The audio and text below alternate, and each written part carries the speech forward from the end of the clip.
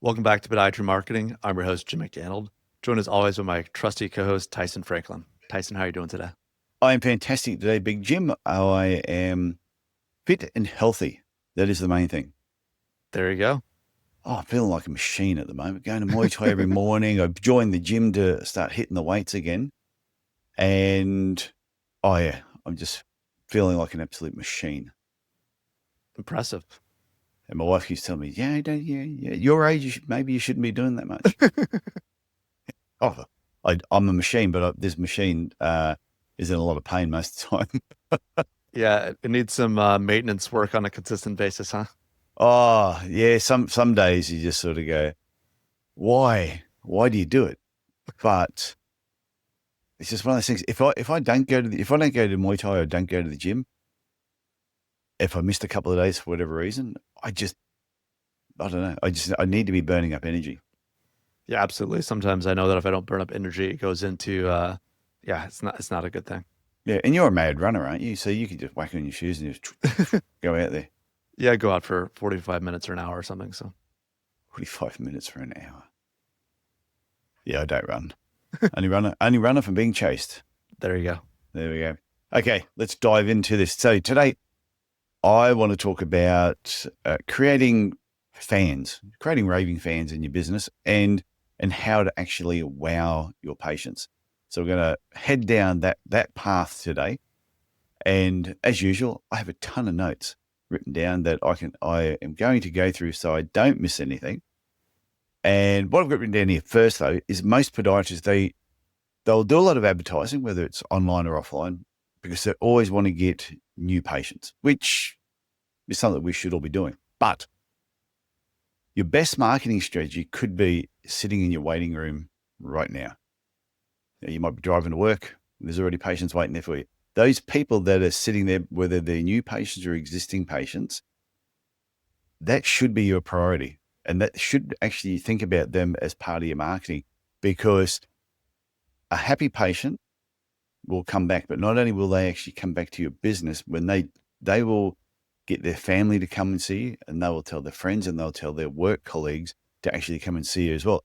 So when you create a raving fan, someone that just absolutely loves your business, they are pretty much a walking, talking billboard. They're out there constantly just telling everyone why they should actually be coming into your business. That makes total sense. Do you know what the word fan, what that's short for? No. So it's for fanatic, right? So someone who's fanatic about your Right. Okay. practice. Yeah. Because the reason I know that is that every spring here in the U.S. they have the Masters golf tournament, and they don't call people that attend the Masters, they don't call them fans, they call them patrons, because they don't want to, make people think that the people that go to that event are, fanatics. So, but yeah, I think Okay. having a raving fanatic or a raving fan is definitely can be a huge bolster for your practice. Yeah. So what I'm going to go over, six areas that I think if you can sort of work on these 6 areas, it's going to just take your average patient and turn them into like a marketing machine for you. That's what we're going to attempt to do today. I'm looking forward to it. Oh, that's the goal anyway. And the first one I'm going to go over, and I talk about this when I've done my marketing workshops, and I dig into it in a lot of detail, but I'm going to give them a brief part of it in this one, is it's the first impression actually sets the tone with your patients.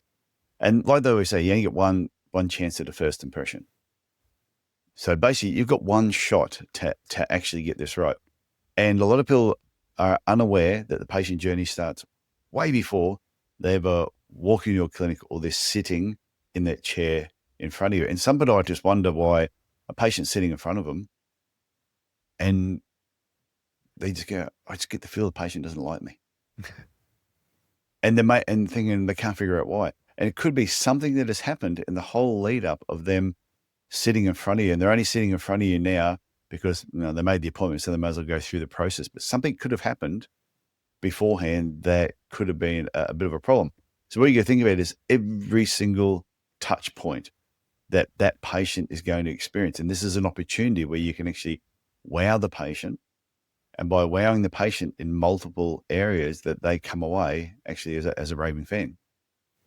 Absolutely. There's so many different ways that a patient will have a kind of a preconceived notion of who you are and what kind of how trustworthy is your clinic long before they set foot in the clinic. So I think those kind of touch points are vital to kind of for the patient to have a great experience and to kind of be ready to receive the great care you can provide. Yeah. And the first thing could start as simple as the phone call when they've telephoned your clinic, or if you use online bookings. Was it really easy? Was it very welcoming?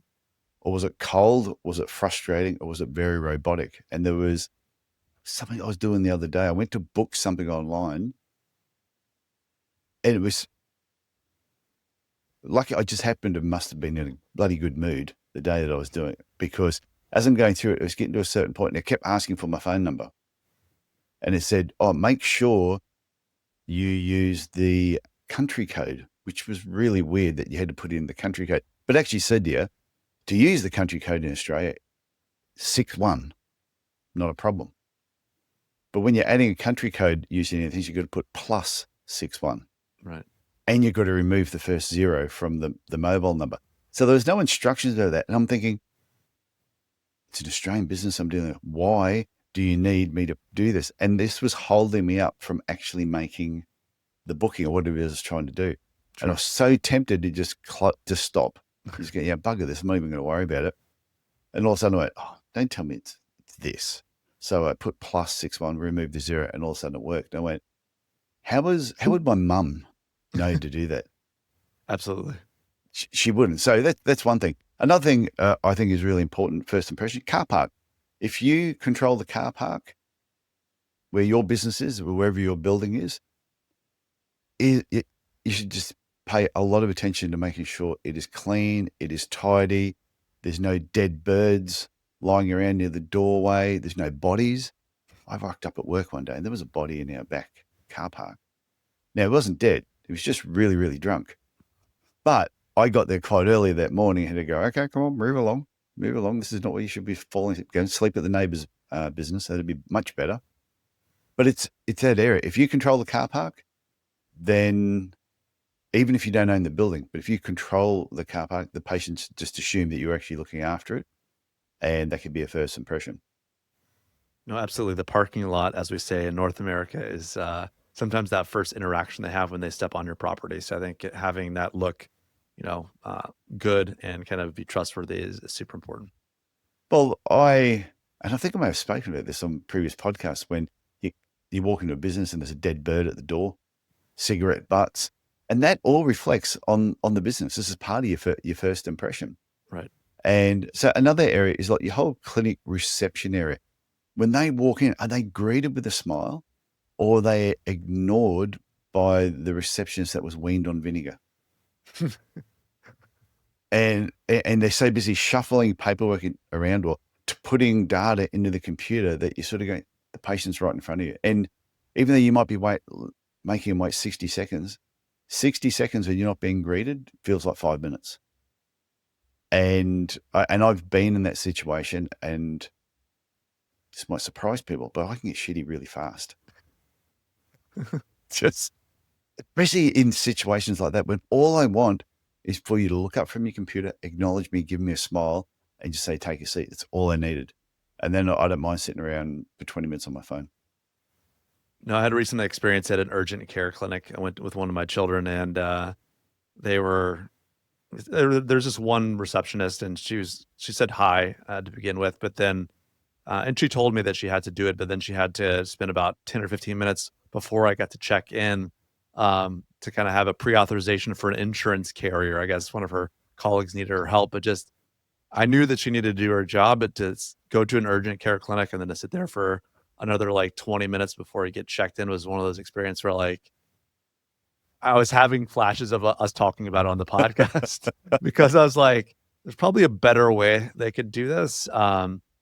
Definitely it seemed like she was the one that could have kind of fixed the issue for them, but I was trying to figure out a way that would reflect better on their clinic in a way. And I was patient, and it wasn't like some super emergent thing that needed to be taken care of, but it definitely could have improved the patient experience if there had been a little bit of a different workflow in place there. But these things happen, but just it's a little bit different when you're on the other side of things, and you kind of have a different perspective when you're the patient. And I totally get it. You can walk into businesses and they're busy.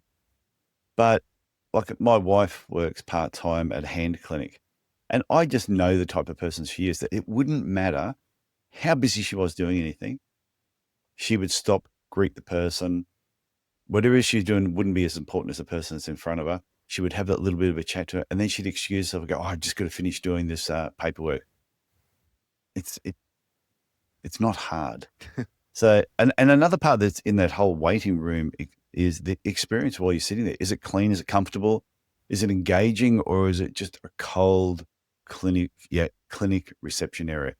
And you got to remember, when patients are patiently waiting in your reception area, they're observing every little detail about your clinic.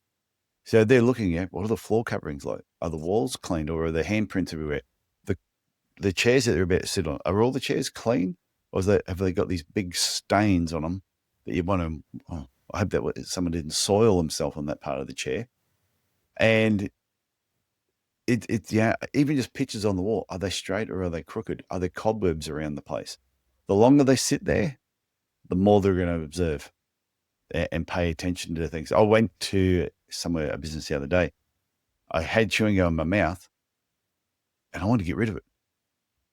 But the bin that they had there, they'd tied up the bin, taken the plastic bag out, but the plastic bag was still sitting next to the bin and hadn't replaced the plastic bag.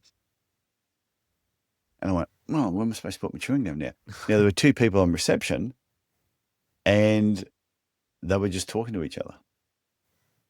And I'm like, "Oh, someone put a bag in there. I want to get rid of this chewing. When your chewing gum's it's lost all its flavor." Yeah. Just sitting there. And so I had to wait until I got when I was seeing the person. I said, "Can I get rid of it? I need to put this in the bin." They said, "Why don't you put it in the bin outside?" So then I told them what had happened. They go, "Oh, okay, I'll address that." So anyway, and your greeting. This is the other part. When you're first seeing that patient, it's up to you to make them feel really special right from the start. And if you can do that, you've won half the battle. Yeah, a big smile, it's great to see you come into the room. And the patient is going to feel like you're happy to actually see them. And then it's also, and this is like a side note, pay attention to your own appearance. Yeah, if you look like hell, if you wake up in the morning, look in the mirror, and go, "Geez, you look like hell," make every effort to make sure the rest of everything else is great. Uniform's ironed, shoes are clean. Because I think I spoke on the podcast about my orthopedic surgeon experience. Yeah. Yeah. Walk in there, scruffy hair, need a haircut. It was horrible. Where the fluff is hanging out the back of the neck, where the neck hair is just joining onto the back hair. And everything about him just looked scruffy. Dirty shoes, wrinkled shirt, and sort of, come on in. And then my problem was his left shoulder. He kept saying my right shoulder. And then he wanted me to actually go back and have surgery. That was never going to happen. But the good thing is he scared my shoulder into helping the pain go away, because it's been pretty good since then. Not perfect, but anyway. So that's the first one, is just refresh. Just first impression sets the tone. So be aware of that. Yeah. Building trust with that first impression is really, really important. So the second thing is communication that connects. So a raving fan isn't someone who just enjoys great treatment. They want great treatment, but they also want to feel that they're being heard, that you understand what they're saying, and that they're valued. So when it comes to communication, it's really important that you, first of all, speak their language. Is ditch all the podiatry terms. They don't need to know what the gastrocnemius is. It's a calf. It's really simple.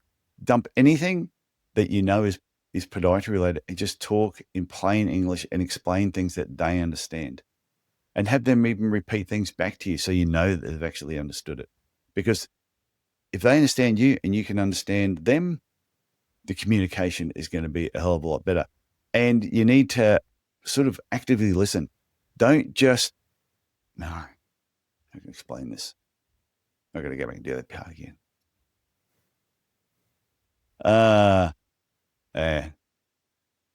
I've lost my train of thought on this bit.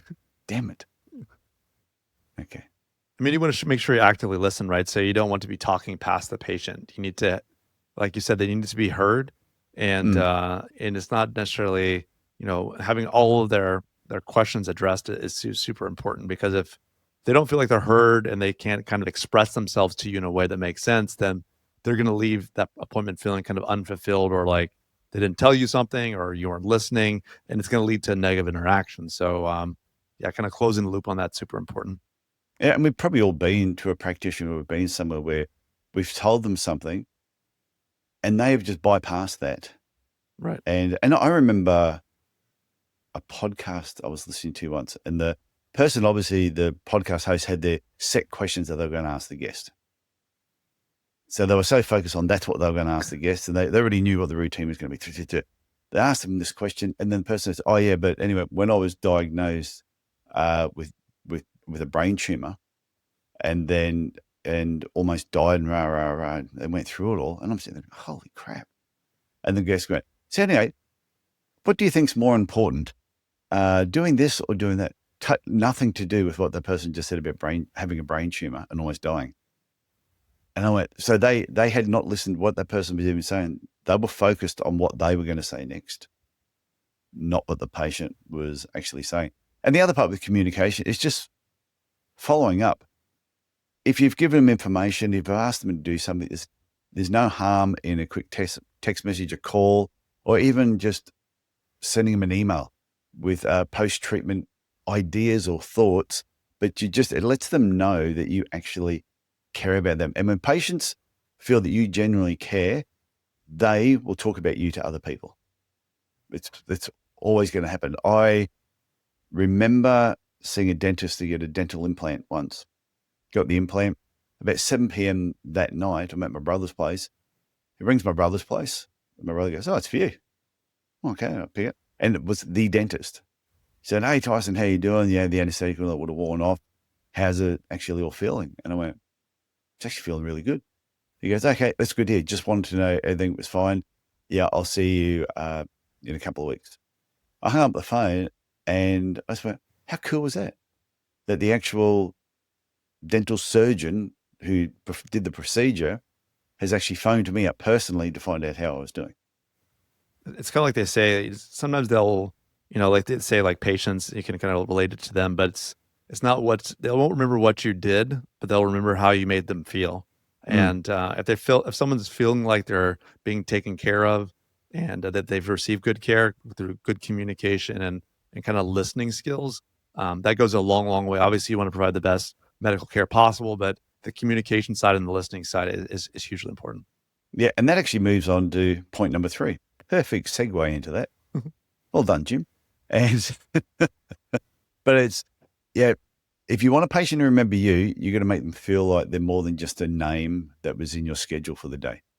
And I have had podiatrists work for me in the past when they can see the patient, be there with them for half an hour. The patient walks out, oh, they forgot something, walk back in the room, and the podiatrist can't remember seeing them. And I go, what were you thinking? And they go, oh, I didn't realize. And I've seen it happen, and I've pulled them aside and just said to them, that patient is never going to like you. In fact, I'll be surprised if they don't ask to see another podiatrist or they just never come back. And so, yeah, it's not just about, yeah, I'm remembering the name. If you do and use their name multiple times, people love to hear their name. I think it was is it Think and Grow Rich, or what's Dale Carnegie's book? Uh, 9 ways to win friends and influence people. Oh yeah, How to Win Friends and Influence People. Yeah. That's one of the things that's in his book, is just about saying somebody's name back to them in part of a conversation naturally, Jim. And they said when people hear their own name, it's Sure, like music Tyson. to their ears. Yeah, that's fantastic, Jim. So yeah, if you say it too many times, Jim, it can sound a bit funny. But if you use it in a natural way, Jim, then it's not so weird. I'm sorry if anyone's listening to this and you thought that was an overuse of the word Jim. It was. Perfect Yeah. example how not to use it. But ask about their holidays. Ask about any hobbies any upcoming events that they're going to be part of. I used to love learning about my patients. I genuinely wanted to know what they were talking about, because regardless of what I was doing in the consultation, I could only talk about feet for so long. So you're either going to not be talking or you're going to be talking about yourself and they don't care. So you talk about them. That's what they want to talk about.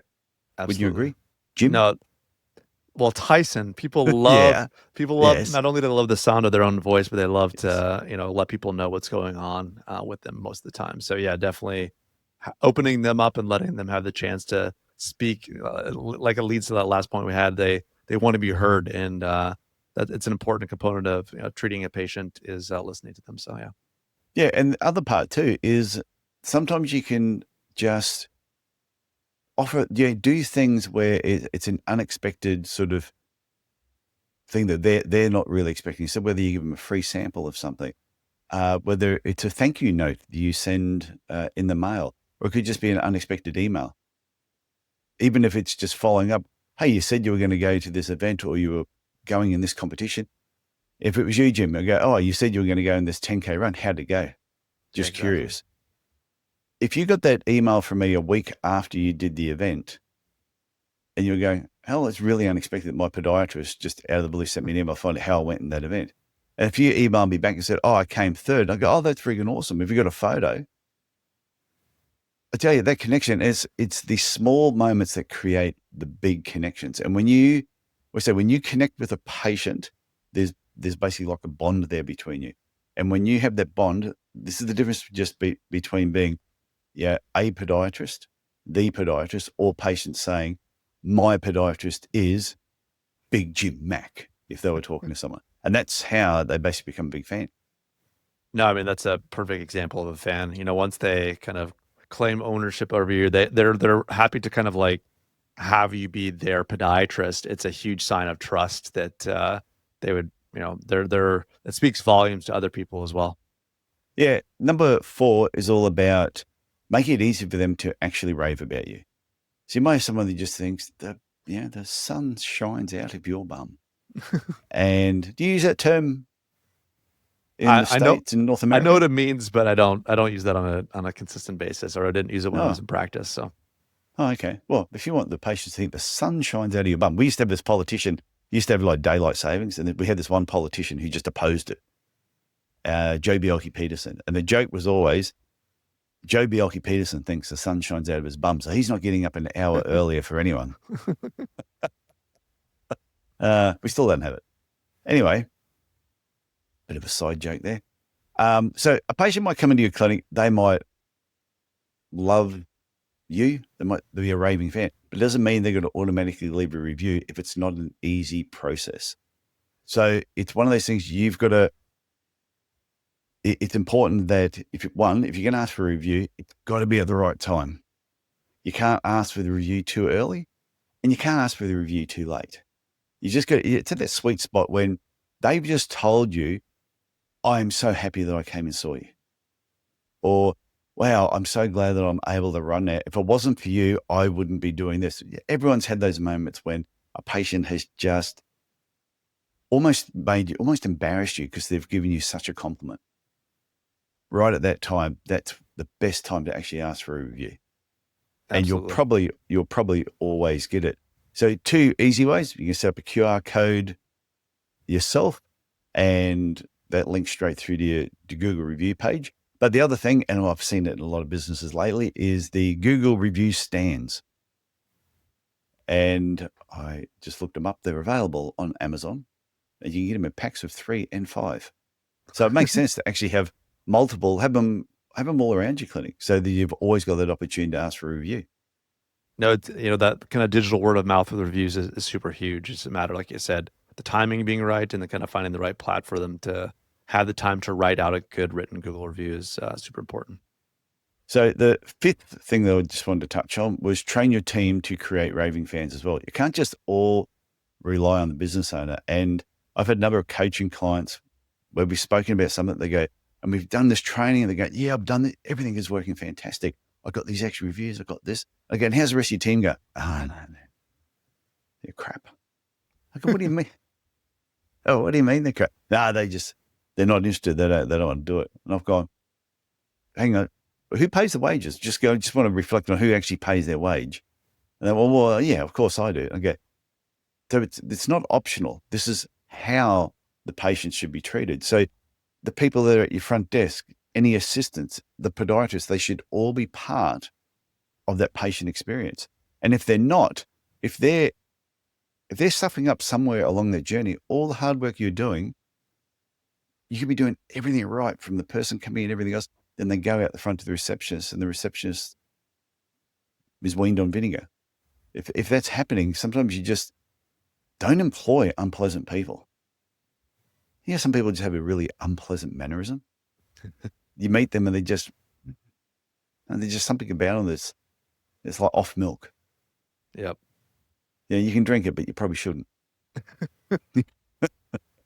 So a couple of things. I think it's empower your staff to give them permission to go the extra mile.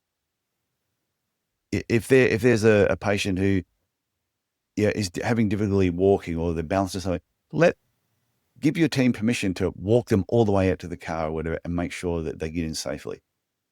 And they should always be looking for other opportunities on how can we wow our patients. And this is something we picked up when we went and visited Zappos in Las Vegas. And anyone who doesn't know, Zappos is the it's $1 billion. They do turn over $1 billion a year of, what are they? The biggest online shoe retailer in the United States. And that's all they do is they don't send it out overseas anyway.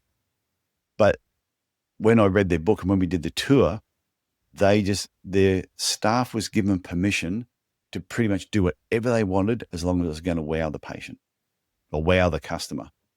And when somebody came up with an idea and they did it and they got the response, when they had their team meetings, they go, hey, I did this and this is what happened. And everyone's went, oh, we need to all start doing that. That's a fantastic idea. So give your team permission to come up with ideas and wow people or wow patients. That's a great example. I think the Zappos story, they kind of went, beyond to kind of really benefit the patients or benefit their customers. And I think there's definitely important learnings from that to kind of lead to patient satisfaction on our side of things for sure. Yeah, and the whole thing with all this, this in this number 6 is there's a ripple effect of raving fans. When you create a raving fan, one raving fan will send other people that create other raving fans. It's almost like the butterfly effect. It just moves along over a period of time. And because a patient who loves you, who raves about you, like I said before, they'll tell their friends, they'll tell their family, they'll tell the work colleagues, they'll be talking to people at the gym, and your patient list will just keep growing with really, it's like a really solid foundation. And that's why I think this is something that everybody really needs to put a lot of time and effort into, because you can spend a lot of money on marketing. And I think you should be spending money in other areas of marketing. And you should continue to read books and go to workshops and learn more about marketing. But creating raving fans is probably one of the most cost-effective strategies that you will ever do. And it's something, once you have them in place, your business becomes really solid. And you don't have to think about, some months you do have ups and downs based on the marketing and the environment, but your raving fans, if they're always there and they're sending people in, you will never have anything to worry about. Yeah, it's like you mentioned, these people are multipliers, right? If you get a raving fan, that person's just going to multiply the number of patients that come to your practice, right? And if another, raving fan is created from those group of people, it's one of those things that just kind of builds up momentum over time. It's almost like, a ball rolling down a hill. You just get that momentum of, the people that love your practice, that love your clinic, and the more you can cater to their needs and kind of build more of those people into your practice, the more successful you'll be. Yeah, and there was a post in Facebook recently, I think it was UK Podiatry Group, and somebody was asking, oh, I've got this business, it's all of a sudden it's gone quiet. Can someone give me marketing tips? And I hate those questions. But anyway, and I've shot a video on this, and I think I spoke about it on a previous episode, and some of the tips they gave were good, some of them were crap. And the person, if they've got no idea about marketing, they won't be able to tell the difference between a good idea and a bad idea. But I think if you want to really have a solid business, yes, you need to have new patients coming in. That's great. But really focus on the patients you've already got. Go through your database and think about the whole clinic experience from walk through your process from the time a patient walks in till the time they leave. get that right. Because I think if you can get that right, everything else will just basically fall into place. Because I can't say, what's the point? I'm bringing in 100 new patients next month if you're going to lose 80% of them because you don't treat them right. So that's why you want to do this right, create raving fans, build your business long term. No, I love that. I think that's a great point, is that once you have those patients that you can get them to know, like, and trust you, you want to give them opportunities and make it as easy as possible for them to tell their network, their friends, their family, and treat them well, and they'll keep coming back. And like I said, they'll bring other people back with them. I think that is a fantastic way to finish, Jim. All right, Tyson. Okay. I look forward to talking to you again next week. Oh, and if anyone has any questions, please feel free to email us. What's the email address for this podcast? Well, they can go to podiatry.marketing, and there's a form you can fill out that will send us an email, or you can email me, jim@podiatrygrowth.com, or they can email you at tf@tysonfranklin.com. I have a new website, which you might want to go and check out. So tysonfranklin.com. Okay, Jim, talk to you next week. Sounds great, Tyson. Okay, see ya. Bye now.